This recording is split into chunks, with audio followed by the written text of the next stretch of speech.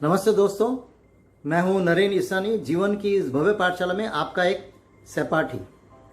गलती भी एक अनोखा अनुभव देती है। गलती भी एक अनोखा अनुभव देती है। अनुभव बनकर वही सफलता सरल बना देती है। इसलिए गलती अवश्य करें, कभी न डरें। गलती अवश्य करें, कभी न डरें। यही तो हमें बुद्धू से बुद्धिमान बना देती है, बुद्धिमान बना देती है।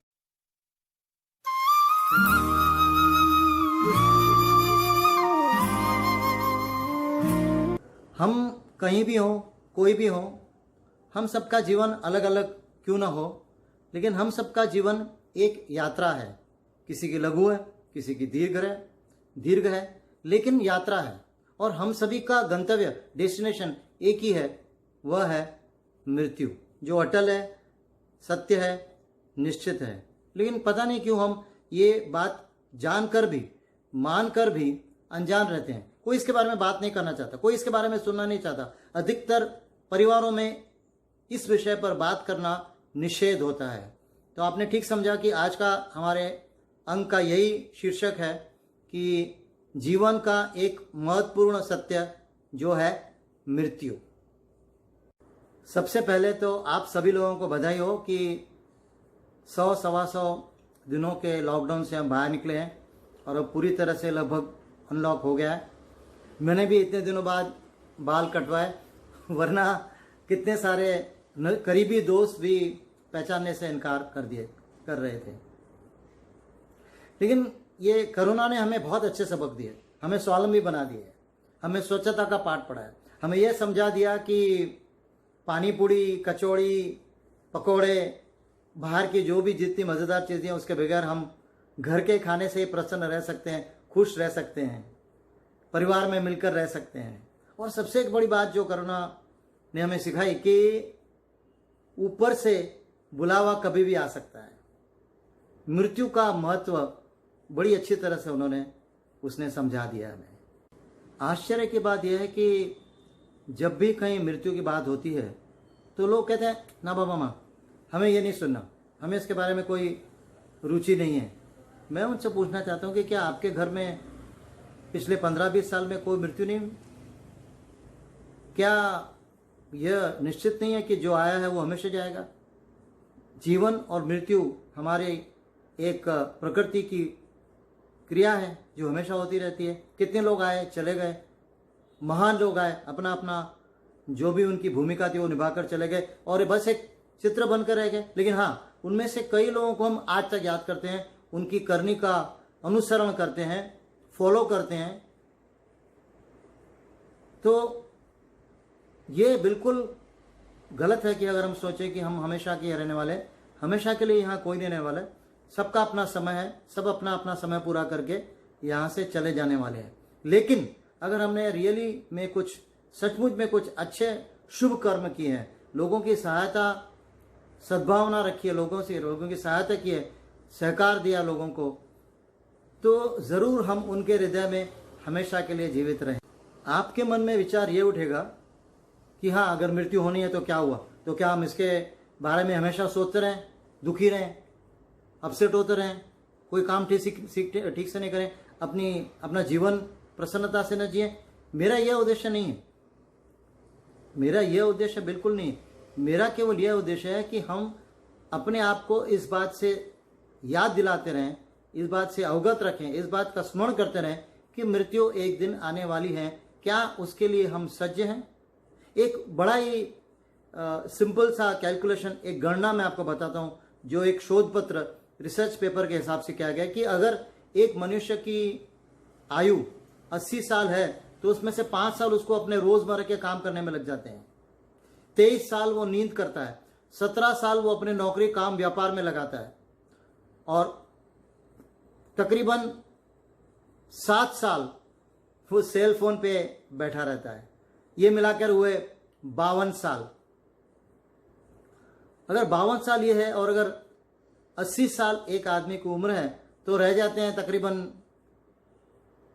28 साल। पिछले जो अंत के 8 साल हैं उसमें कभी आदमी बीमार है, व्यक्ति बीमार है, कमज़ोर है, तो उनको भी छोड़ दें तो जो आपको सचमुच आपके अपने लिए साल मिलते हैं वो है 20 साल, 20 वर्ष। मैं चाहता हूं कि वो 20 वर्ष हम अच्छे से गुजारें, उसका सदुपयोग करें, उसे ऐसे काम में लगाएं, ऐसी चीज में लगाएं, ऐसे इस तरह से उपयोग करें कि हमें प्रसन्नता हो, हमें संतोष हो, हमें खुशी हो। सच पूछिए तो इस अंक के लिए शीर्षक की प्रेरणा मुझे एक शोध पत्र से मिली जो कि ऑस्ट्रेलिया में एक नर्स ने लिखा था। यह नर्स एक अस्पताल में काम करती थी जहां पर ऐसे मरीजों को भर्ती किया जाता था जो कि कुछ ही दिन के मेहमान थे, कुछ महीनों के मेहमान थे, कुछ दिनों के मेहमान थे।